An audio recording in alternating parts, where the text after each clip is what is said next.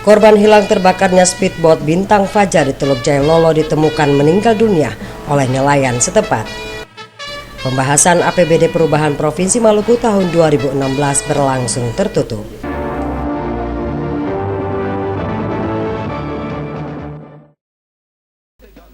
Pemirsa, demikian tadi topik utama Maluku Antar Nusa malam ini, dan inilah berita pertama.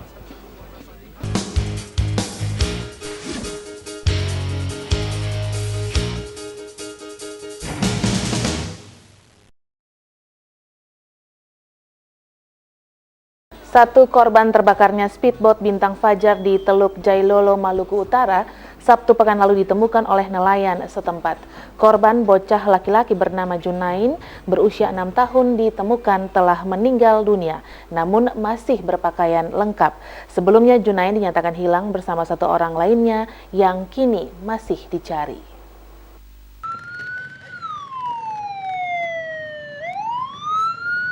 Jasad Junain, bocah 6 tahun yang dinyatakan hilang saat terbakarnya speedboat Bintang Fajar di Teluk Jailolo Sabtu pekan lalu ditemukan mengapung di dekat keramba ikan milik nelayan setempat. Saat ditemukan, korban masih berpakaian lengkap. Di tubuh korban terdapat bekas hitam diduga akibat terbakar saat musibah Sabtu lalu. Samsudi, nelayan yang menemukan jasad korban, menuturkan dirinya menemukan korban sekitar pukul 5 waktu Indonesia Timur pagi tadi. Jasad korban terlihat mengapung dekat keramba tempatnya memancing. Saya melepas dari rompong sekitar 100 meter itu, saya cium baunya. Jadi saya bilang, oh ini bukan bau binatang atau bau ikan, tapi ini baunya bau manusia. Jadi saya naik dusu itu angin, karena angin dari sini, dari darat, jadi saya naik dusu. Ketika sekitar 25 meter begitu, saya ada lihat mayat. Mayat, terus saya kasih sandar bodi, saya panggil Pak Jeko itu bantu saya dulu, karena ini apa mayat. Jasad korban kemudian dievakuasi ke Rumah Sakit Umum Jailolo untuk diotopsi. Selanjutnya jenazahnya diserahkan kepada keluarga untuk dimakamkan di Ternate. Sebelum ayah korban, Yamis Mukhlis juga turut menjadi korban dalam peristiwa terbakarnya speedboat Bintang Fajar. Yamin Mukhlis meninggal dunia akibat kehabisan oksigen dalam peristiwa itu. Saat ini tim SAR masih melakukan pencarian terhadap satu korban hilang lainnya atas nama Aditya Husada, pegawai Bank BNI Syariah Cabang Jailolo. Dari Jailolo, Maluku Utara, Rusdi Samsi melaporkan. Pemirsa, waspadalah saat akan meninggalkan anak di rumah tanpa ada yang mengawasi.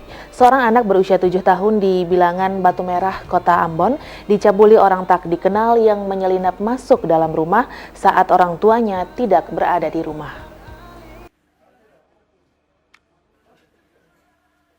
Pencabulan terhadap anak di bawah umur kembali terjadi di Kota Ambon, tepatnya di kawasan Lorong Putri, Desa Batu Merah.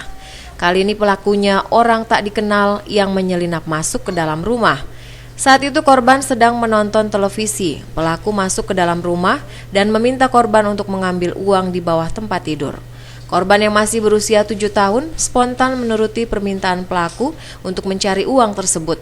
Korban dan pelaku masuk ke dalam kamar untuk mencari uang itu, namun tidak ditemukan. Pelaku kemudian menyuruh korban pergi ke kamar mandi. Disitulah pelaku mencabuli korban.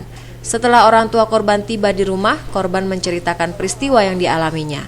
Mendengar penuturan korban, ibu korban langsung melaporkan ke aparat Polres Pulau Ambon dan Pulau-Pulau Liase. Namun sayangnya, pelaku hingga kini tidak diketahui identitasnya. Christine Sipahelut Kurniawan melaporkan. Saudara, kita beralih ke berita lain. Rapat Badan Anggaran DPRD Provinsi Maluku dengan agenda membahas anggaran pendapatan belanja daerah APBD Perubahan tahun 2016 berlangsung tertutup. Rapat tersebut dipimpin Wakil Ketua DPRD Maluku, Zaid Musakir.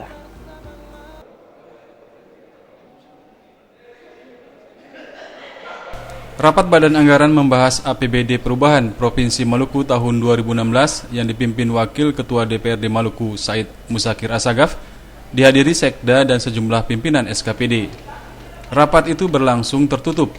Wartawan dilarang masuk mengikuti rapat tersebut maupun mengambil gambar saat rapat berlangsung. Wakil Ketua DPRD Maluku, Zaid Musakir, mengatakan secara umum DPRD mengingatkan pemerintah daerah untuk lebih fokus mengarahkan kebijakan pembiayaan pembangunan untuk pemberantasan kemiskinan dan pengangguran di daerah ini.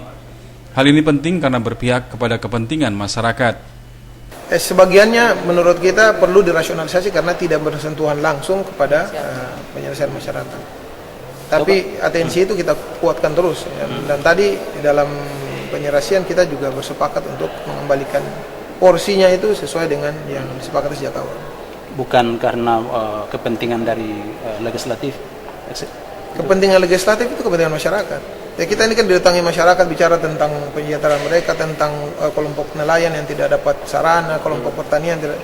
Dan itu kepentingan kita sebenarnya. Oleh karena itu, suara-suara ini yang tadinya memang dalam desain APBD murni sudah kita tetapkan, itu tidak boleh dibatalkan begitu saja oleh pemerintah daerah. Makanya kita minta untuk dikembalikan. Menurut Muzakir, kondisi ekonomi nasional saat ini menjadikan angka pengangguran di Maluku hampir tidak mengalami perubahan. Untuk menurunkan angka kemiskinan, pemerintah hendaknya mendorong program-program pro-rakyat. Beberapa di antaranya adalah memberdayakan sektor perikanan dan pertanian, termasuk sarana dan prasarana pendukung lainnya, serta mendorong kesejahteraan masyarakat pesisir. Rahmala Tukonsina dan Bambang Yudaswara melaporkan.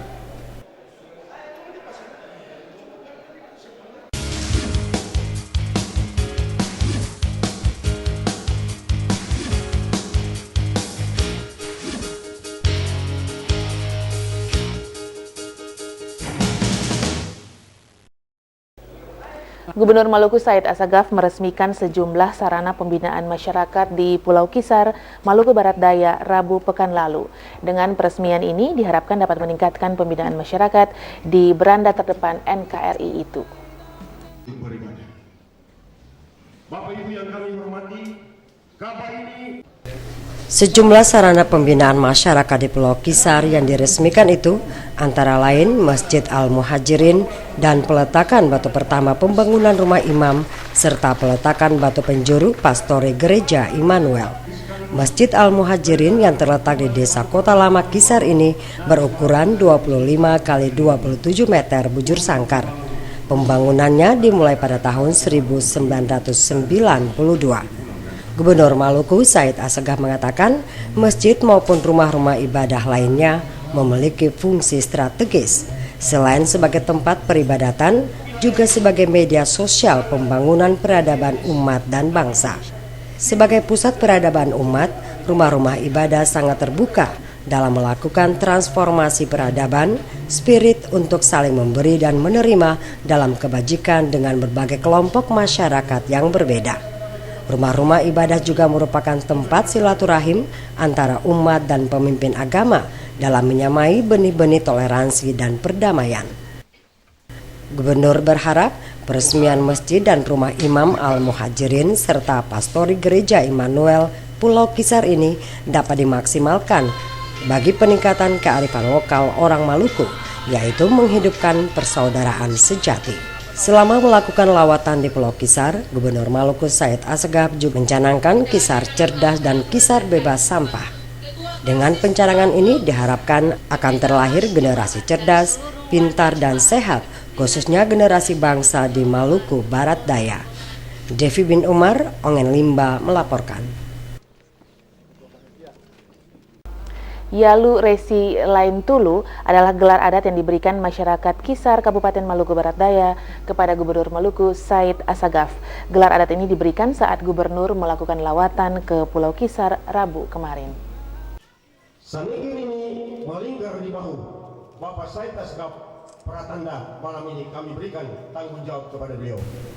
Gelar adat Yalu Resi Lain Tulu yang berarti pimpinan tertinggi di Pulau Kisar diberikan tua-tua adat Pulau Kisar dari dua komunitas, yaitu Meher dan komunitas Oirata kepada Gubernur Maluku Said Asagaf.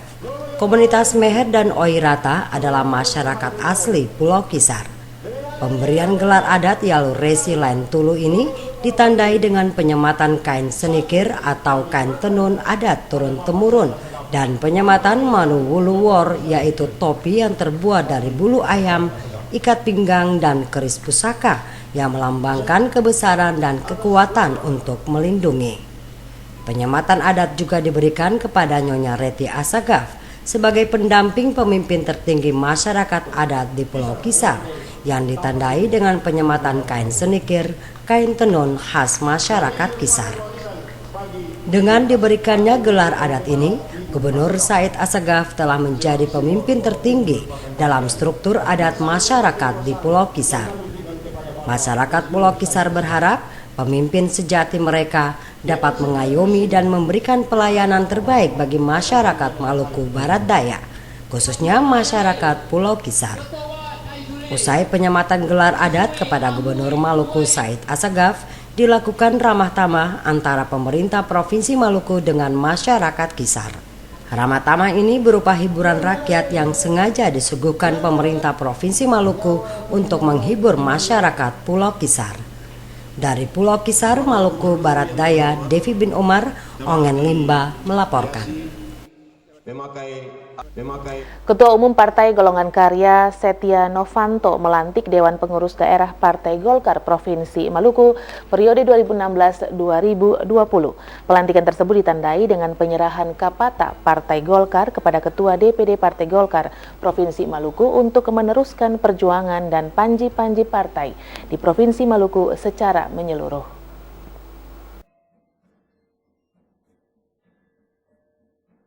Pelantikan Dewan Pengurus Partai Golkar Provinsi Maluku yang dilaksanakan semalam dilakukan Ketua Umum Partai Golkar Setia Novanto. Pengurus DPD yang dilantik itu adalah hasil musyawarah daerah tanggal 22 September tahun 2016 yang secara aklamasi memilih Insinyur Said Assagaf sebagai ketua. Sementara sekretaris dan bendahara masing-masing diisi oleh Roland Tahapari dan Haji Mansur dengan sejumlah bidang lainnya. Pelantikan ditandai dengan penyerahan kapata partai oleh Ketua Umum Partai Golkar Setia Novanto dan diterima Ketua DPD Partai Golkar Provinsi Maluku Said Assagaf. Setia Novanto mengatakan pada tahun 2017 ada sejumlah bakal calon kepala daerah yang diusung Partai Golkar untuk ikut dalam Pilkada serentak tanggal 15 Februari nanti. Karenanya kader dan simpatisan partai diharapkan memberikan kontribusi maksimal untuk mengamankan pasangan bakal calon yang diusung Partai Golkar. Novanto menyebutkan rekomendasi yang diberikan kepada pasangan bakal calon tentunya sejalan dengan hasil survei sesuai mekanisme partai. Saya kalau melihat bobotnya masing-masing di dalam melakukan keputusan kita pilkada, Partai Golkar seluruh Indonesia sejak pimpinan saya itu dilakukan benar-benar berdasarkan survei. Jadi kalau surveinya tidak baik, meskipun itu saudara saya, adik saya, apakah sahabat saya, kalau persentasenya itu kecil, pasti tidak akan saya setujui.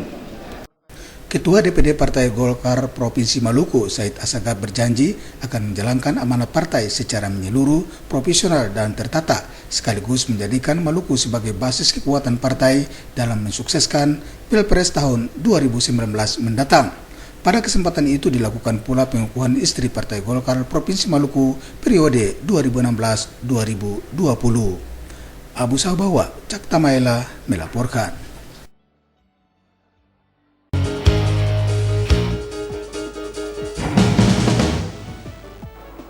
Saudara, Anda kembali menyaksikan Maluku Antar Nusa. Komunitas Dinar Racing Club siap memenangkan pasangan Paulus Kastanya dan Sam Latukonsina dalam Pilkada Kota Ambon 2017 mendatang. Dukungan itu disampaikan saat bersilaturahmi dengan pasangan pantas sore kemarin. Calon Wali Kota Ambon, Poli Kastanya, meminta komunitas Dinar Racing Club dapat bersama-sama mensosialisasikan pasangan pantas di 5 kecamatan di Kota Ambon. Dukungan terhadap pasangan Paulus Kastanya dan Sam Latukonsina terus berdatangan dari berbagai pihak, salah satunya dari komunitas Dinar Racing Club yang berpangkalan di Kota Ambon.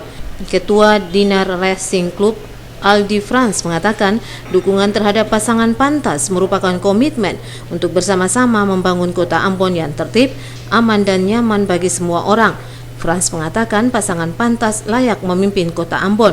Karenanya komunitas Dinar Racing Club siap memenangkan pasangan Paulus Kastanya dan Sam Latukonsina dalam pemilihan wali kota dan wakil wali kota 2017 mendatang. Franz meminta komunitas Dinar Racing Club dapat bergandeng tangan untuk merebut kursi wali kota Ambon menantinya. Sudah memang dari wali kemarin sudah sepakat, kita sudah kumpul, kita sudah sepakat memang calon wali kota dan Pak wali kota dari Pantas, Pak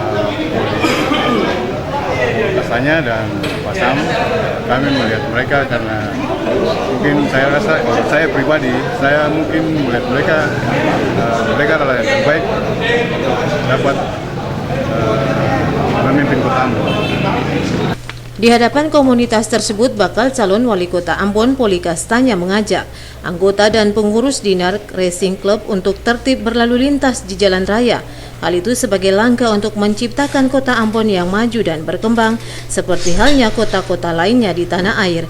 Kastanya menyatakan keinginan untuk mencalonkan diri sebagai calon wali kota merupakan keterpanggilan untuk mensejahterakan seluruh warga kota.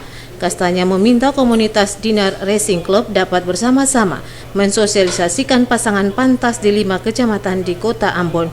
Juru bicara tim pemenangan Pantas, Deki Mailua, mengatakan pasangan Paulus Kastanya Samlatu Konsina mendukung semua kegiatan masyarakat yang positif dan bermanfaat. Dengan dukungan masyarakat Ambon termasuk klub-klub olahraga seperti Dinar Racing Club, Mailua yakin Paulus Kastanya dan Samlatu Konsina akan memenangkan pemilihan wali kota dan wakil wali kota Ambon. Makanya kami gembira menyambut dukungan Dinar kepada pasangan calon Pantas sore ini. Kami berterima kasih karena dukungan itu tumbuh dari hasil penilaian teman-teman Dinar sendiri mengenai siapa yang dirasa terbaik memimpin kota ini. Selain mendapat dukungan dari komunitas Dinar Racing Club, pasangan Pantas juga telah mendapat dukungan dari komunitas sepeda motor Yamaha Air Community. Mereka siap melakukan sosialisasi untuk memenangkan pasangan Pantas pada pemilihan wali kota dan wakil wali kota Ambon. Panile Tahid melaporkan. Pasangan Paparisa baru Richard Lohana Pesi Syarif Hadler mengunjungi kantor LPP TVRI Stasiun Maluku kemarin. Pasangan Paparisa baru menilai TVRI Stasiun Maluku merupakan salah satu media penyiaran yang telah memberikan pendidikan politik secara baik kepada masyarakat di kota ini.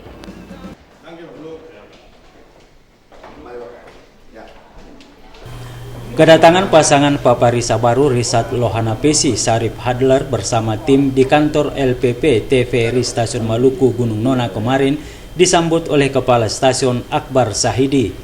Dalam pertemuan itu, Akbar Sahidi mengatakan TVRI sebagai lembaga penyiaran publik senantiasa akan mengedepankan independensi dan netralitas dalam menyampaikan informasi tentang Pilkada Kota Ambon kepada masyarakat.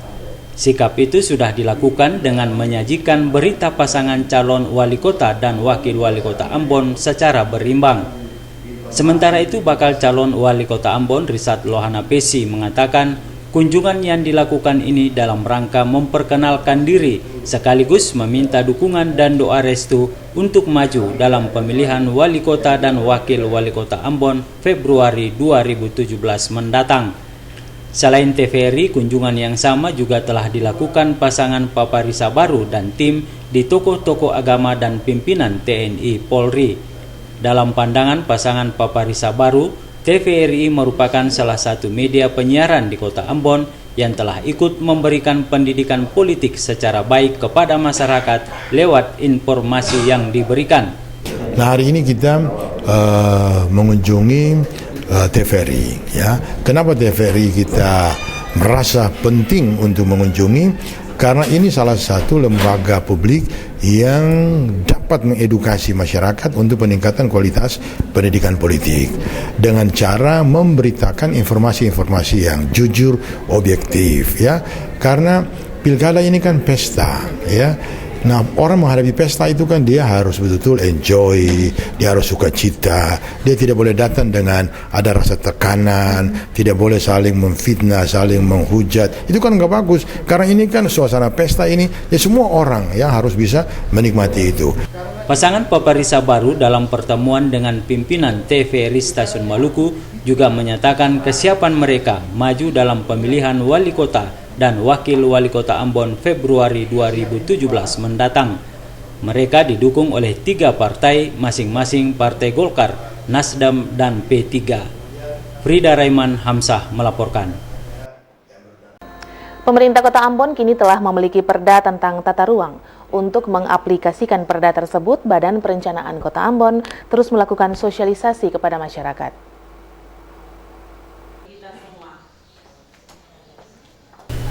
Perda Tata Ruang Wilayah RT/RW Kota Ambon tahun 2011-2031 kini terus disosialisasikan kepada masyarakat. Sosialisasi yang dilakukan itu bertujuan untuk memberikan informasi kepada masyarakat bahwa Kota Ambon sudah memiliki Perda Tata Ruang. Untuk mengaplikasikan Perda dimaksud, Bapekot Ambon secara rutin melakukan sosialisasi Perda tersebut kepada perangkat pemerintahan di 5 kecamatan di Kota Ambon. Hal itu disampaikan Kepala Bapekot Ambon Domingus Matula Pelwa saat membuka sosialisasi rancangan tata ruang wilayah RT/RW Kota Ambon 2011-2031 di Kecamatan Sirimau Rabu pagi. Menurut Kepala Bapekot, dalam sosialisasi ini ada 3 aspek penting yang perlu diketahui perangkat pemerintahan di tingkat yang paling bawah. 3 aspek tersebut menyangkut perencanaan, pemanfaatan, dan pengendalian tata ruang. Kepada perangkat pemerintahan di wilayah Kecamatan Sirimau yang mengikuti sosialisasi ini, Kepala Bapekot Ambon berharap bisa berperan aktif mensosialisasikan Perda tentang tata ruang ini kepada seluruh elemen masyarakat sehingga mereka siap untuk melaksanakan Perda tata ruang tersebut. Sosialisasi rencana tata ruang wilayah RT/RW Kota Ambon tahun 2011-2031 ini melibatkan 400 peserta yang merupakan perangkat pemerintahan di tingkat desa, negeri, kelurahan, dan kecamatan di 5 wilayah kecamatan di Kota Ambon. Frida Raiman Hamzah melaporkan. Kota Namrole, Belu Selatan ditunjuk sebagai tuan rumah penyelenggara Musabaqah Tilawatil Quran MTQ tingkat Provinsi Maluku tahun 2017. Saat ini pemerintah Kabupaten Belu Selatan membangun infrastruktur pendukung bagi terselenggaranya MTQ tersebut.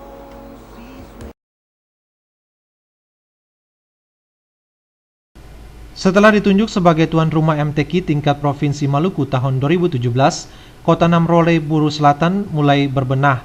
Sejumlah infrastruktur dan fasilitas pendukung disiapkan dan dibangun untuk mendukung penyelenggaraan MTQ tersebut. Rencananya penyelenggaraan MTQ akan dipusatkan di Desa Labuang, Kecamatan Namrole. Pemerintah Kabupaten Belu Selatan saat ini sementara membangun sejumlah gedung dan alun-alun sebagai tempat pembukaan dan penyelenggaraan MTQ. Pemerintah setempat juga melakukan renovasi Masjid Namrole. Ketua Panitia Penyelenggara MTQ 2017, Ayub Saleki mengatakan, pemerintah Kabupaten Belu Selatan juga telah menyiapkan lahan bagi pembangunan rumah sakit umum daerah yang baru untuk mendukung penyelenggaraan MTQ. Selain itu, rumah-rumah penduduk dan penginapan di Kota Namrole juga telah disiapkan untuk menampung kafilah dari seluruh kota kabupaten di Maluku. Dari Namrole, Belu Selatan, Ernst Stasi Jawa melaporkan. Monumen Gong Perdamaian Dunia di pusat Kota Ambon merupakan salah satu destinasi wisata di daerah ini. Namun sayangnya monumen itu dikotori oleh warga masyarakat sendiri dengan grafiti di monumen tersebut.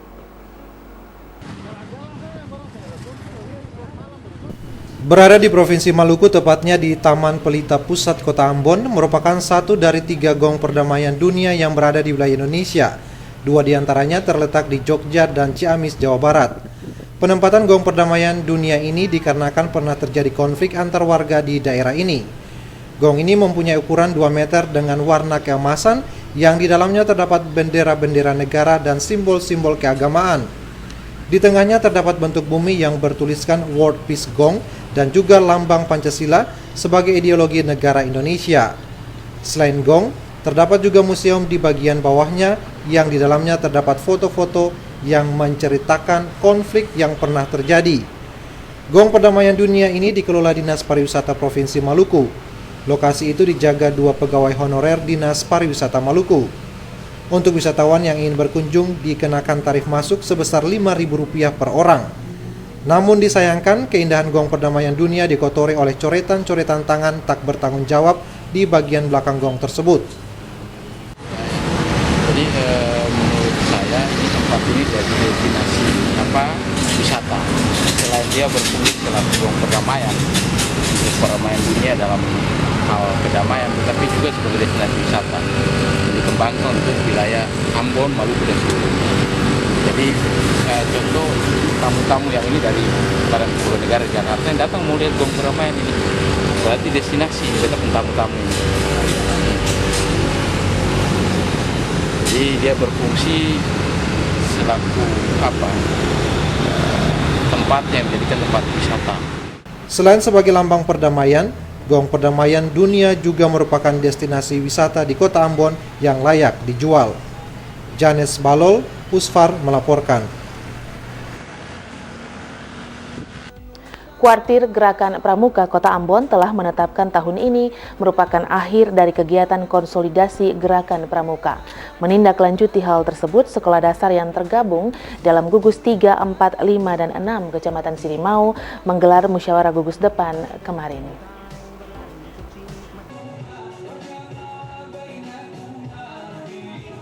Lembaga pendidikan tingkat sekolah dasar di Kota Ambon saat ini sementara menghidupkan kembali gerakan pramuka di masing-masing sekolah.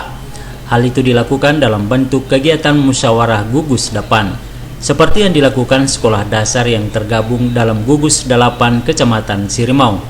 Hari ini mereka melaksanakan musyawarah gugus depan dengan mengangkat tema memantapkan organisasi gugus depan sebagai satuan pendidikan guna pelaksanaan kegiatan pramuka sebagai ekstrakurikuler wajib di sekolah. Saat membuka kegiatan musyawarah ini, Ketua Kuartir Gerakan Pramuka Kota Ambon, AG Latuheru, mengatakan kegiatan musyawarah gugus depan ini merupakan bagian dari konsolidasi dan revitalisasi gerakan pramuka di Kota Ambon.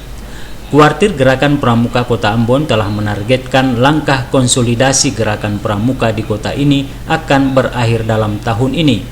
Setelah melaksanakan konsolidasi, langkah selanjutnya yang akan dilakukan terhadap gerakan pramuka di Kota Ambon adalah mendaftarkan setiap anggota pramuka secara online dan menghasilkan pramuka Garuda dari masing-masing cabang. Saat ini di Kota Ambon, kata Latuheru, belum ada kader pramuka Garuda. Ini sebenarnya rentetan dari konsolidasi pramuka, karena konsolidasi di gugus depan ini mesti selesai itu Desember, karena kemudian akan dilanjutkan dengan kegiatan-kegiatan lain, konsolidasi di Satuan Karya, konsolidasi di perguruan tinggi. Tapi kemudian saya punya cita-cita dan juga andalan cabang punya cita-cita agar di paling tidak di anggota di gugus depan itu ada satu gugus depan atau satu ranting punya satu pramuka Garuda. Kemudian juga saya kita berharap bersama agar gugus depan yang sudah kita nanti gugus lalu kemudian lantik ini sudah kita berikan nomor gugus depannya, lalu seluruh anggota sudah kita berikan itu kartu anggotanya. Ya, gugus depan itu harus didaftar secara online langsung ke Kuarnas. Nah, langkah berikut adalah seluruh gugus depan yang ada di kuartir cabang Kota Ambon, saya berharap sungguh bisa juga mengikuti akreditasi. Ya, ini sebenarnya rentetan dari revitalisasi dan konsolidasi pramuka cabang Kota Ambon. Setelah dibuka secara resmi, musyawarah gugus depan di gugus 8 Kecamatan Sirimau ini akan memilih kepengurusan baru dan menyusun program kerja untuk memajukan gerakan pramuka di gugus 8 Kecamatan Sirimau. Frida Raiman Hamzah melaporkan.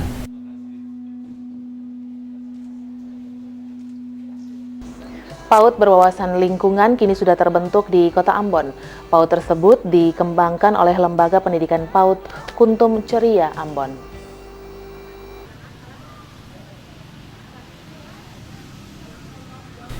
Pendidikan anak usia dini PAUD yang berwawasan lingkungan atau alam kini sudah dikembangkan oleh Lembaga Pendidikan PAUD Kuntum Ceria.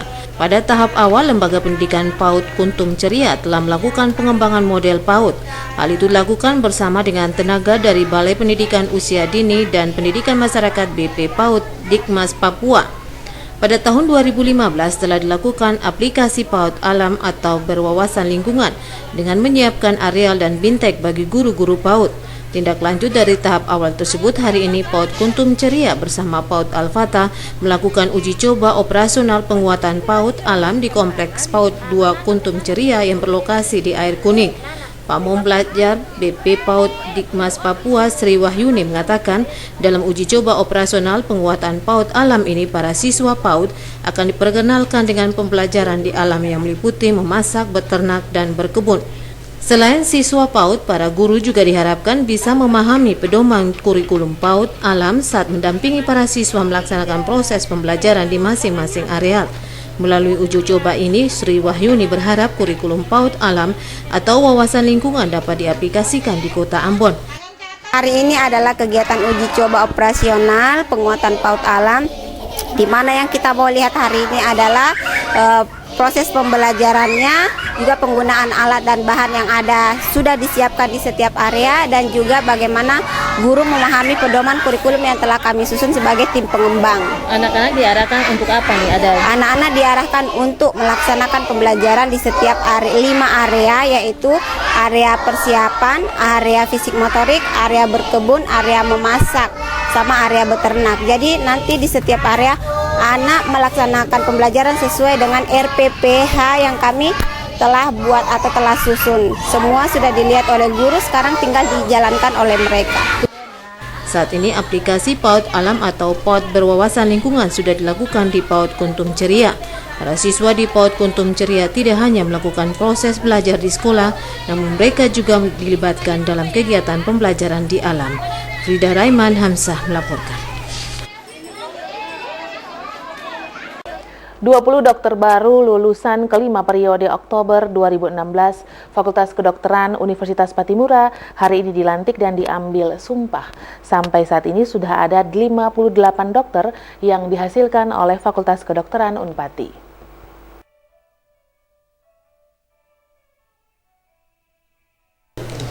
Fakultas Kedokteran Unpati kembali menghasilkan dokter baru bagi Maluku. Untuk periode Oktober 2016, Fakultas Kedokteran Unpati kembali melaksanakan pelantikan bagi 20 dokter baru lulusan kelima. Jumlah dokter baru pada periode Oktober 2016 merupakan jumlah terbanyak dari hasil uji kompetensi mahasiswa program profesi dokter di setiap periode yang pernah dilakukan. Hal itu disampaikan Dekan Fakultas Kedokteran Unpati, Dr. Manuputi pada pelantikan 20 dokter Rabu pagi di Ambon. Menurut Manuputi, sampai saat ini sudah ada 58 dokter yang dihasilkan oleh Fakultas Kedokteran Unpati. Keberhasilan Fakultas Kedokteran Unpati dalam menghasilkan lulusan dokter baru ini mendapat apresiasi positif dari Rektor Unpati Profesor Nus Sapteno. Menurut Sapteno, gelar dokter yang diraih para dokter muda ini bukanlah merupakan akhir dari proses pembelajaran, namun merupakan awal pengabdian untuk melayani masyarakat dalam bidang kesehatan. Para dokter muda ini diberi motivasi untuk terus belajar, meningkatkan kompetensi dan profesional dalam bidang kesehatan yang dimiliki. Sementara itu, Gubernur Maluku yang diwakili Sekda Hamin bin Tahir mengatakan pemerintah provinsi menyambut baik kehadiran lulusan dokter muda yang dihasilkan oleh Fakultas Kedokteran Unpati. Pemerintah Provinsi Maluku tahun 2017 telah memprioritaskan 2 sektor pembangunan yang akan diutamakan. 2 sektor tersebut yakni pendidikan dan kesehatan. Kehadiran dokter muda ini diharapkan dapat membantu pemerintah Provinsi Maluku dalam memenuhi kebutuhan tenaga kesehatan khususnya tenaga dokter di daerah ini. Frida Raiman, Lamarunga melaporkan.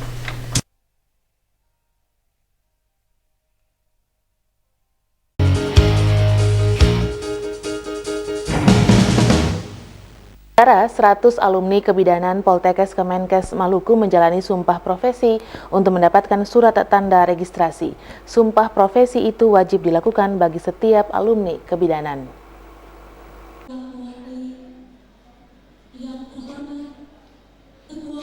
Program Studi Kebidanan Politeknik Kementerian Kesehatan Provinsi Maluku melaksanakan sumpah profesi bagi 100 alumni kebidanan kemarin. Sumpah profesi itu sebagai prasyarat untuk mendapatkan surat tanda registrasi. Direktur Poltekkes Kemenkes Maluku, Hairudin Rasako, mengatakan sumpah profesi kebidanan wajib bagi lulusan Poltekkes untuk menjalankan profesi sebagai tenaga kesehatan. Rasako yakin lulusan kebidanan Poltekkes Kemenkes Maluku memiliki keahlian dalam menyelamatkan ibu dan anak saat melahirkan. Mereka pun diminta menjalankan tugas tanpa memandang suku dan agama.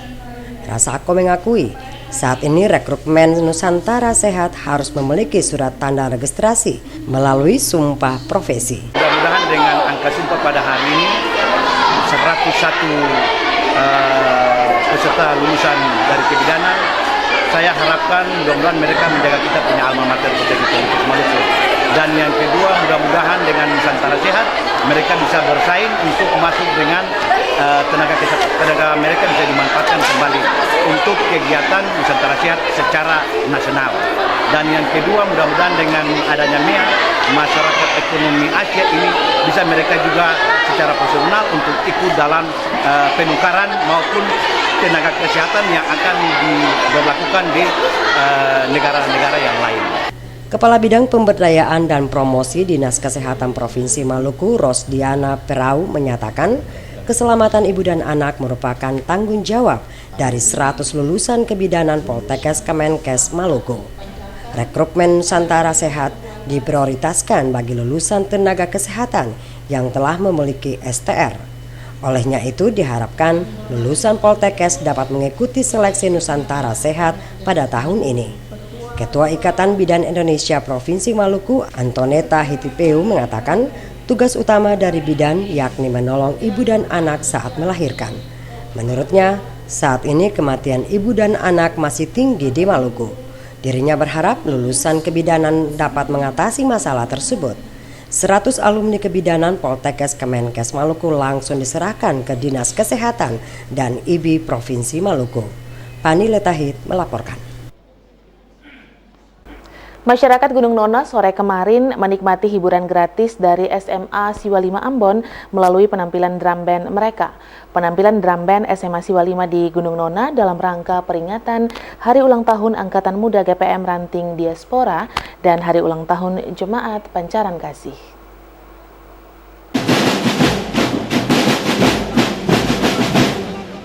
Penampilan drum band SMA Negeri Siwa 5 di Gunung Nona merupakan hal yang tidak lazim bagi masyarakat setempat. Pergelaran drum band biasanya dilaksanakan di kawasan perkotaan, namun kali ini justru berlangsung di pegunungan. Penampilan tersebut sekaligus menjadi hiburan gratis bagi masyarakat di kawasan Gunung Nona. Gerakan energik yang ditampilkan tim drum band SMA Siwa 5 menarik perhatian masyarakat setempat, mulai dari anak-anak hingga orang dewasa. Penampilan mereka diawali di halaman kantor TVRI Stasiun Maluku. Mereka kemudian bergerak menuruni jalan berkelok menuju gedung Gereja Protestan Maluku Jemaat Pancaran Kasih. Penampilan drum band SMA Negeri Siwa 5 tersebut untuk memperingati Hari Ulang Tahun ke-36 Angkatan Muda Gereja Protestan Maluku Ranting Diaspora dan Hari Ulang Tahun ke-18 Jemaat GPM Pancaran Kasih. Peringatan 2 hari bersejarah di lingkungan Jemaat GPM Pancaran Kasih tersebut diisi dengan berbagai kegiatan, termasuk di dalamnya penampilan drum band SMA Negeri Siwa 5 Ambon dan ibadah bersama. Peringatan Hari Ulang Tahun dalam bentuk ibadah selain sebagai tanda syukur kepada Sang Pencipta, juga sebagai perenungan terhadap perjalanan Jemaat Pancaran Kasih selama 18 tahun. Ibadah peringatan Hari Ulang Tahun dipimpin Pendeta Landri Sakota. 18 tahun Jemaat Pancaran Kasih hadir untuk melayani umat di kawasan tersebut mengalami perkembangan yang sangat pesat. Saat ini Jemaat Pancaran Kasih memiliki 4 sektor. Jemaat Pancaran Kasih adalah hasil pemekaran dari Jemaat Nehemia 18 tahun silam. Julius Padaunan dan Junaidi Asril melaporkan.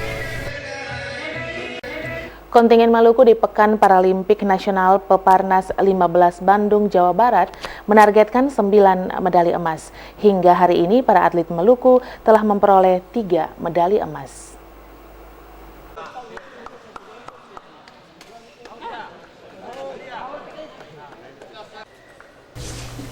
Perolehan 9 medali emas di Pekan Paralimpik Nasional 14 di Provinsi Riau 2012 lalu akan dipertahankan di Peparnas 15 Jawa Barat.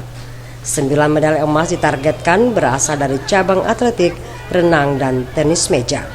Target tersebut hingga hari ini mulai terlihat titik terangnya ketika 3 atlet Paralimpik Maluku berhasil memperoleh 3 medali emas.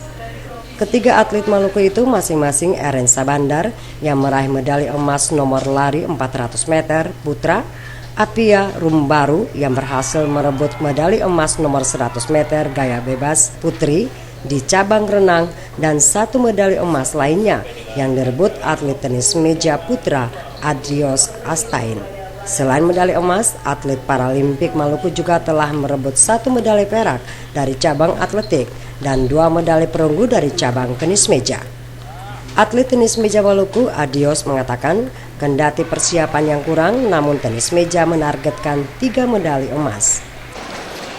Kita persiapannya cukup singkat sekali bisa dibilang ya. Cuman kebetulan kita latihan sendiri juga cukup teratur, jadi anak-anak ini lumayan ya untuk persiapan. Mudah-mudahan kita bisa dapat hasil yang baik lah. Target.